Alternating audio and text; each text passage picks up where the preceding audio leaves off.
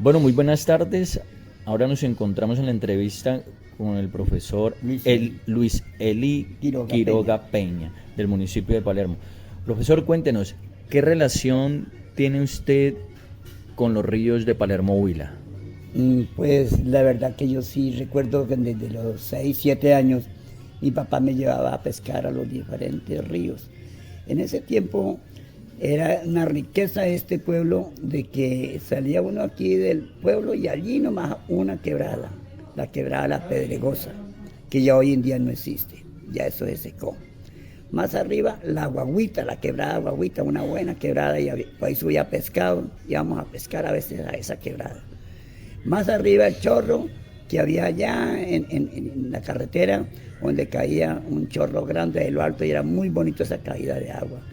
Y entonces así sucesivamente el Tune, el río Tune, que se venía y después se une con el Baché.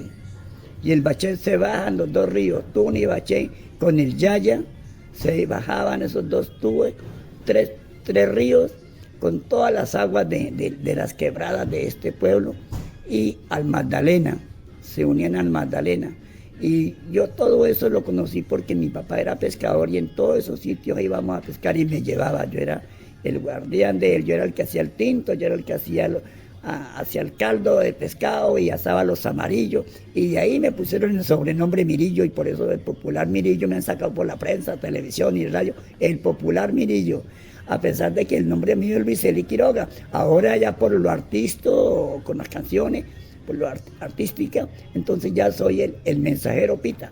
Y este mensajero Pita ya tiene 80 canciones, y en las canciones tengo las historias de mi pueblo, las historias de Palermo, las historias de mías y la historia de mi madre.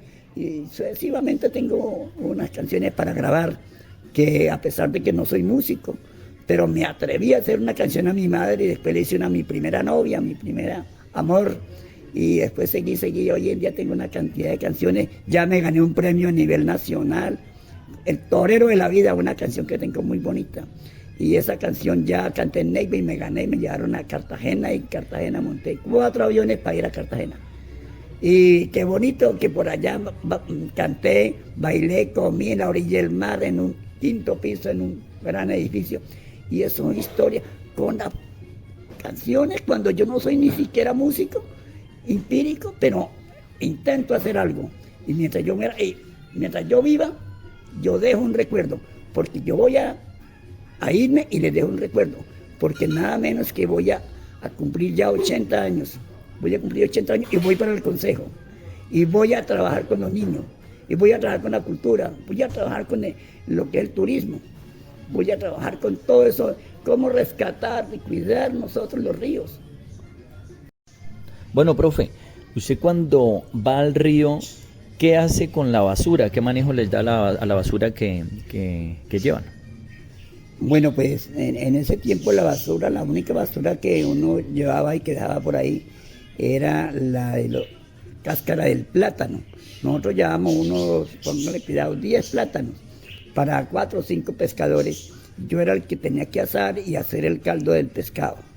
Y entonces ese caldo de pescado se comía con el plátano pintón o amarillo, lo asaba uno, y entonces ese plátano llamaba los amarillos, que eran amarillos. Y pelábamos el plátano, y de hecho que se iban a quedar por ahí en la orilla del río, porque en ese tiempo no había nada de esto de pensar en que cuidar la naturaleza, cuidar los ríos, cuidar que esa basura había que ponerle un sitio donde no perjudicara. En ese tiempo no, ahora es que francamente se ha venido a descubrir cómo se está acabando la naturaleza con la forma de nosotros ser desordenados con la basura. Bueno, profe, usted cuando va al río, ¿qué hace con la basura? ¿Qué manejo les da a la basura que llevan? Bueno, pues en ese tiempo la basura, la única basura que uno llevaba y que dejaba por ahí era la de la cáscara del plátano.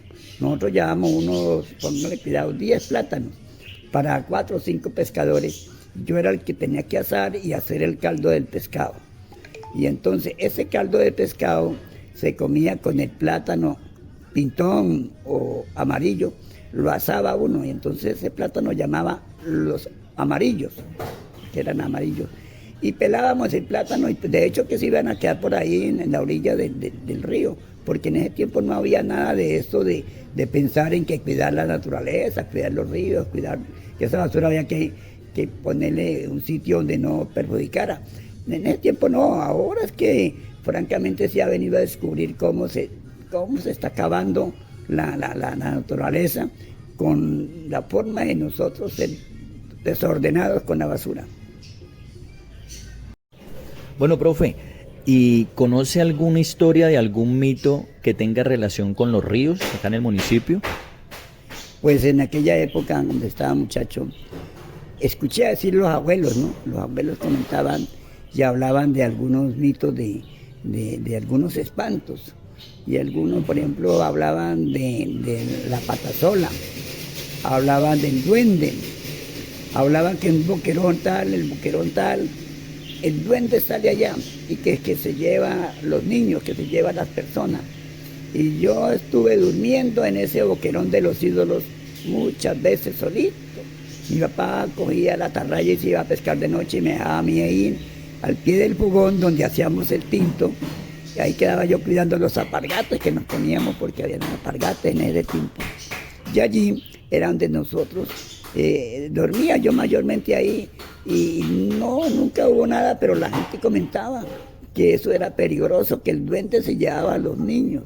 Y por allá en otra quebrada que hubo, que llama el Guagua, había una casona vieja donde hubo la otra vez la fábrica de la corriente, de la luz de Palermo.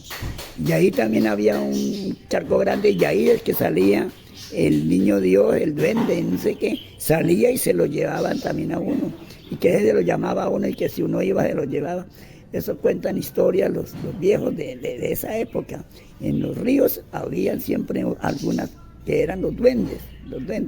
Y aquí hay varias personas que hablaban del borracho que se trasnochaba por ahí, se iba solo, la patasola se lo llevaba. Esa historia escuché yo en esa época.